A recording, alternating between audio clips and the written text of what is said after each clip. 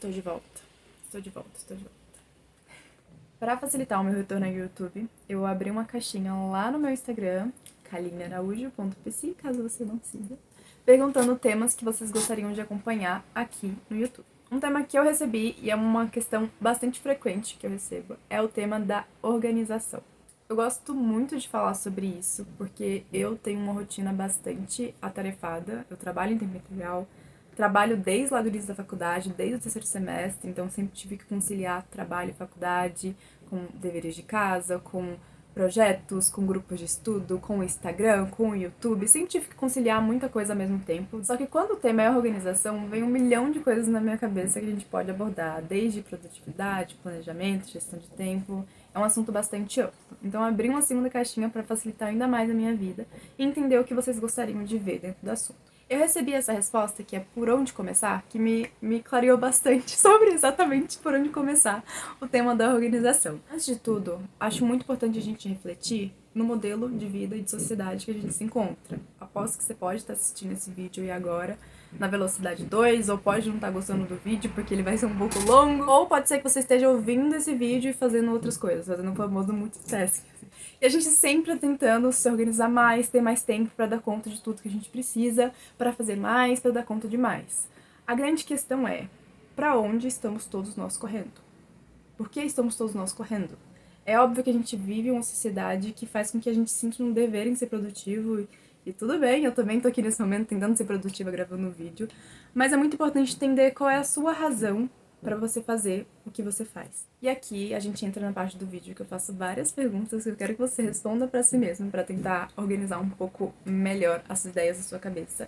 A primeira questão é entender quais são as áreas que mais demandam de você.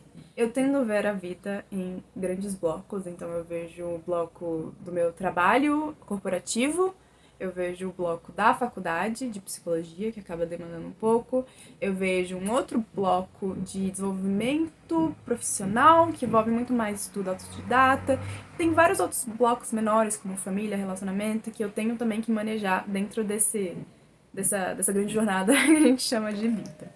É muito importante compreender quais blocos você vai precisar olhar. Depois de entender quais são os grandes blocos da minha vida e quais vão me demandar mais ou menos da minha atenção, uma parte muito importante é a priorização. E aqui tem uma pergunta, que aqui vão ter muitas perguntas, que é justamente como os meus esforços em cada uma dessas áreas, então trabalho, faculdade, desenvolvimento profissional, se relacionam com os objetivos de vida que eu tenho e com os valores que eu tenho. Porque é só entendendo como o meu trabalho se relaciona com o meu futuro, como a faculdade se relaciona com o meu futuro, que eu vou conseguir entender o que eu devo priorizar. Esse papo de todos nós temos 24 horas no nosso dia e use o seu tempo com inteligência, blá, blá, é mentira, é literalmente mentira. Fisicamente, talvez seja verdade.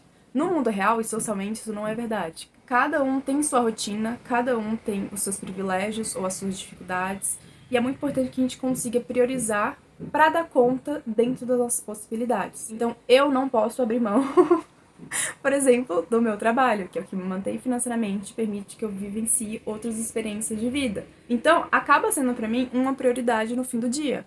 Mas também eu tenho uma visão muito clara de longo prazo para o futuro, de me formar a melhor profissional que eu possa ser. Então, eu também não posso abrir mão do meu desenvolvimento profissional. A faculdade entra num espaço de importância? Sim, mas a faculdade vem muito mais como uma obrigação, porque eu me desenvolvo muito fora dela também, que eu preciso dar conta. Então eu acabo hierarquizando essas coisas e definindo prioridades dentro delas. Não é porque eu defino meu trabalho como prioridade que eu estou negligenciando outras áreas da minha vida. Se tudo for prioridade, nada vai ser prioridade, eu vou me cansar, vou me esgotar durante o processo e não vou conseguir dar conta de tudo. Então tá, já entendi quais são os meus grandes blocos e já entendi quais são as minhas prioridades dentro deles. Um terceiro passo muito importante é justamente a prática. Existe um método chamado Getting Things Done, ou GTD, enfim, fazendo as coisas, uma tradução extremamente literal, que é um método bastante complexo, assim, muito comum dentro do mundo corporativo, pensando em gestão de tempo, que tem 1 milhão de passos, mas uma coisa que eu gosto bastante dele, e é o que eu queria trazer nesse vídeo, é justamente um dos passos iniciais, que é escrever, assim, livremente da sua cabeça, o que você precisa fazer em cada uma dessas grandes categorias. Aqui tem uma virada de chave que é super importante, que é não escrever tudo o que você precisa fazer em cada uma dessas coisas. A dica que esse método dá, que eu acho que é muito legal, é justamente criar esses grandes blocos ou projetos dentro desses blocos. Então, no meu trabalho, eu tenho o projeto 1, 2 e 3 e colocar a ação direta que você precisa fazer nele. Então, pegando o exemplo do trabalho de psicopatologia. Então, tenho que fazer o trabalho de psicopatologia, primeiro passo é o documento e colocar o título.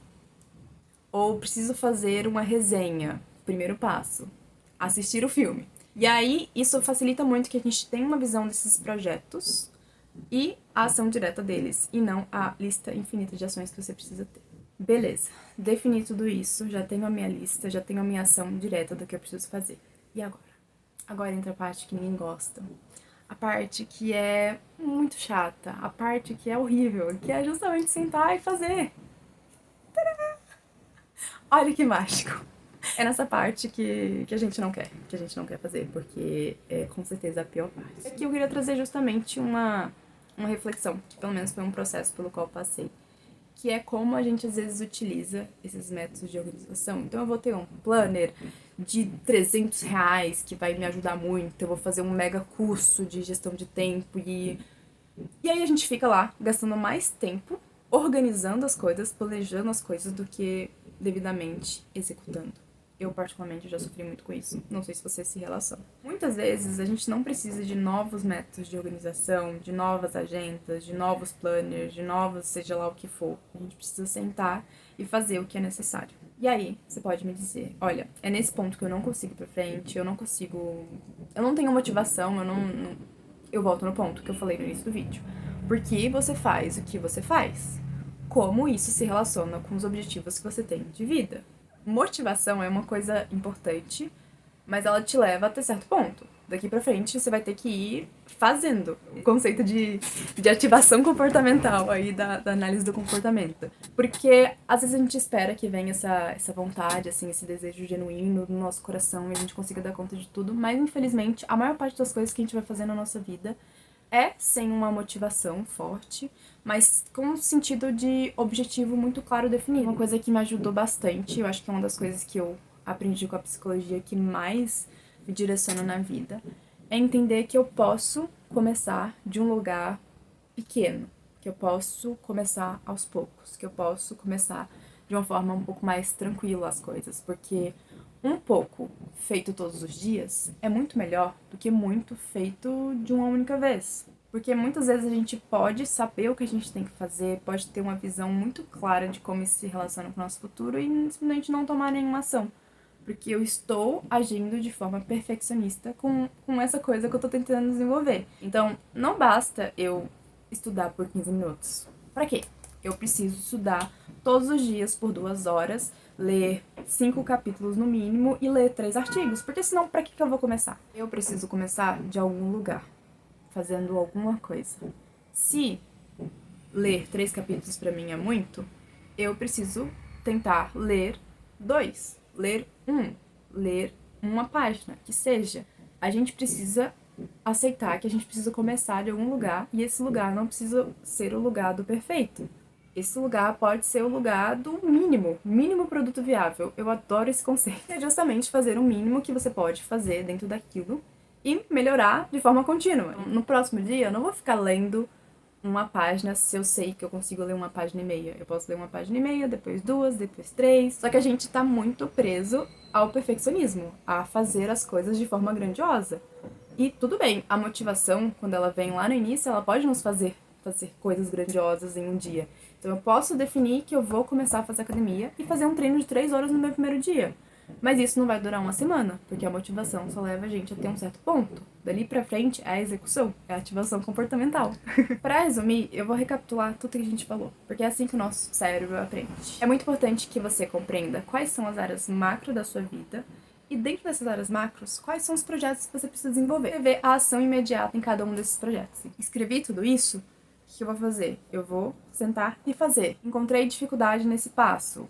Muito importante se questionar por que você está fazendo isso, como isso se relaciona com os objetivos, com a vida que você quer construir a longo prazo. Ainda assim, me sinto estagnada, me sinto paralisada. Comece pelo mínimo produto viável. Qual é a coisa menor que você pode fazer dentro disso e então tentar aumentando a dificuldade. Mínimo produto viável e melhoria contínua. Vamos nos apegar ao básico. Uma lista do que eu preciso fazer, visão clara de como isso se relaciona com a vida que eu quero construir e executar. Assim, não existe um método que vai resolver a questão. Mas eu gosto muito de falar sobre esse assunto. Eu gostaria de fazer um novo vídeo falando sobre a importância do descanso, que eu acabei não conseguindo falar aqui. E sobre vários outros temas que envolvem organização, planejamento. Eu aprendi muito dentro da terapia e dentro dos meus estudos a como ser uma pessoa mais organizada, porém mais flexível e ter mais compaixão comigo mesma. E entender que eu não vou dar conta de tudo e que eu não vou conciliar tudo perfeitamente. E gostaria de ajudar também outras pessoas no assunto. É isso, espero que tenham gostado e a gente se vê na próxima.